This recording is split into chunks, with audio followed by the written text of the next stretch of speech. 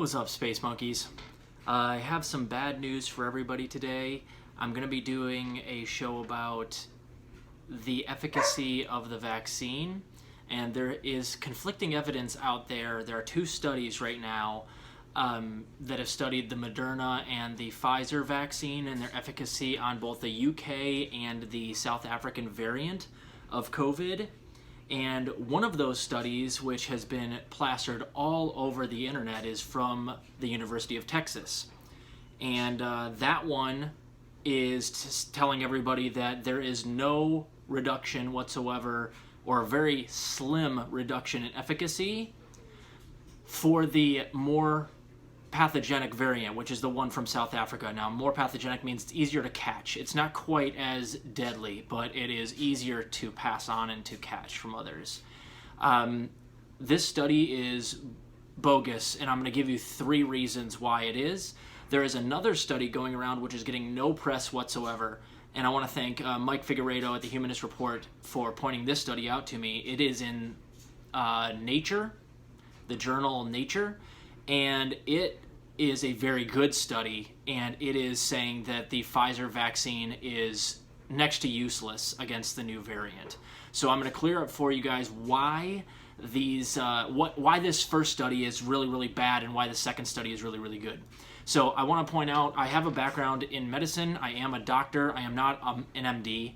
But I have a doctorate in biomechanics, and I have a bachelor's degree in biomedical sciences, and I've taken virology, I've taken medical bacteriology. I have 4 credits of each of those. So I have the capability of understanding these articles, so just so you guys understand that I have some background in medicine. I'm not just going to read you things. I'm going to interpret them for you and tell you what they really mean.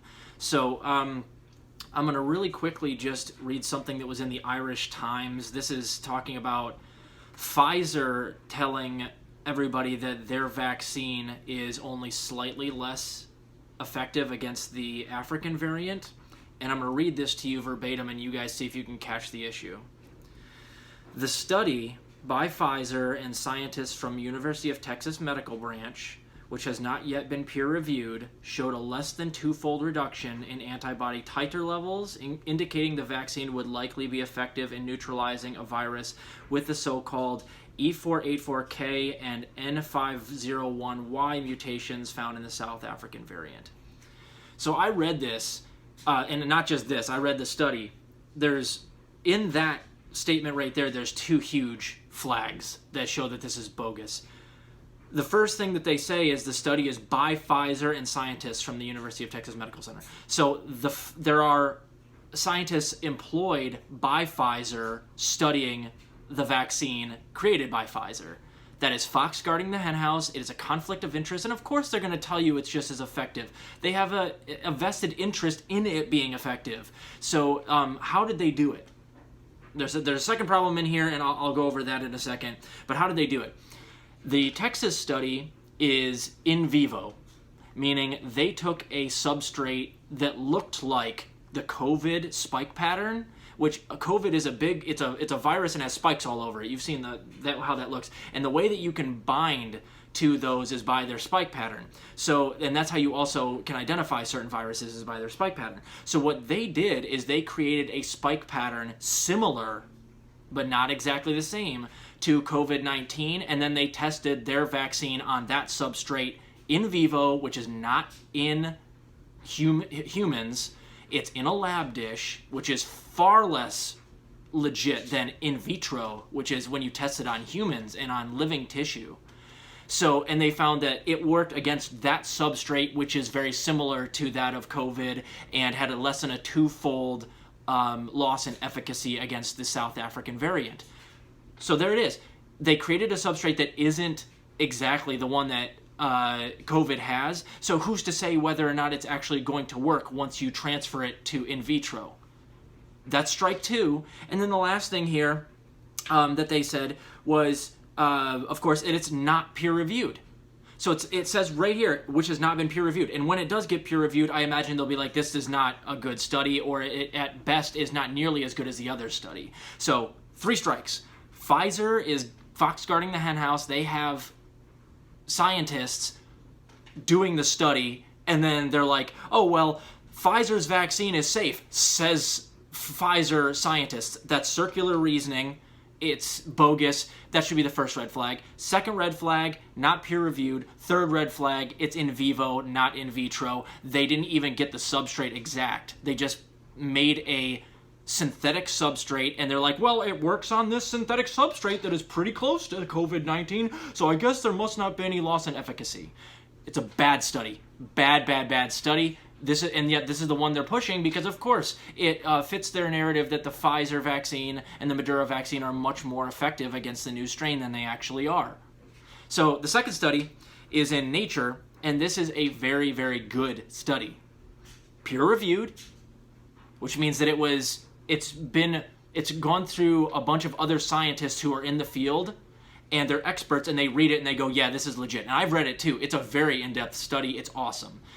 It was in vitro, because what they did with this is they looked at people that got the vaccine, and then they tested their monoclonal antibodies, which are they're the memory cells that fight infection in your blood, and they remain there for a certain amount of time after you get the infection or if you get the vaccination. When you get vaccinated, it creates the monoclonal antibodies that you need to fight COVID. And what they found is that the Pfizer vaccine was 10 to 12 times less effective than against the new South African variant than it is against the UK variant. And they know this because they tested the monoclonal antibodies of people who literally got the vaccine or who got the South African variant, and they saw that they didn't have that they got the vaccine, not that they were infected with it, but then they got it afterwards, and they were like, yeah, there's not enough monoclonal antibodies here to basically create an immune response. So it's very much less effective as a vaccine against the new variant than it is against the UK variant, and that is indicated by in vitro testing of monoclonal antibodies in people that got the vaccine. That is a airtight study. That's a great study. And it's been peer-reviewed, and it doesn't have the conflict of interest. The people that wrote it don't work for Pfizer or Moderna. So they don't have the conflict of interest that all the other people that were in the Texas study had. So I hate to break it to you guys, but anybody that tells you that the Pfizer vaccine is the be-all, end-all, or any of the vaccines are be-all, end-all, they're full of shit.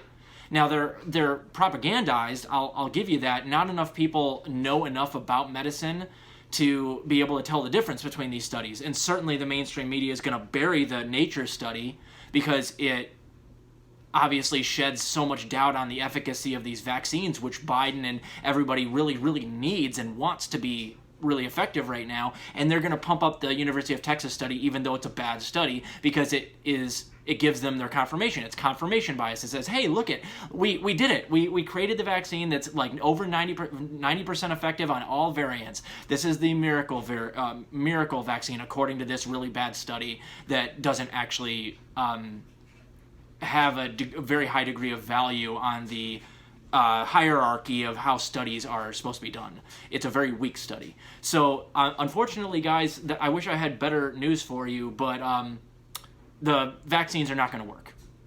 And I did a video on this. It doesn't matter anyway, because even if they were 100% effective, you'd still never get 80% of the American population to take it, because we're so anti-vax, we're so divided. A lot of people are conspiratorial and think they're getting injected with nanobots or microchips or whatever. You're never going to get the herd immunity that you want from getting people vaccinated, because you're never going to get 80% of people to get vaccinated. But beyond that, even if we could, the high degree of variants that we're seeing and the mutation rate of COVID, you'd have to have multiple boosters a year, and we'd have to keep up with the virus the way that we do with the flu. And that's what we're going to have to do, but not enough people are going to get it. So you'll see numbers dip, but we're not going to be able to get rid of COVID ever. And in fact, a lot of this probably has to do with Pfizer is one of the biggest, pharmacological companies in the world, if not the biggest.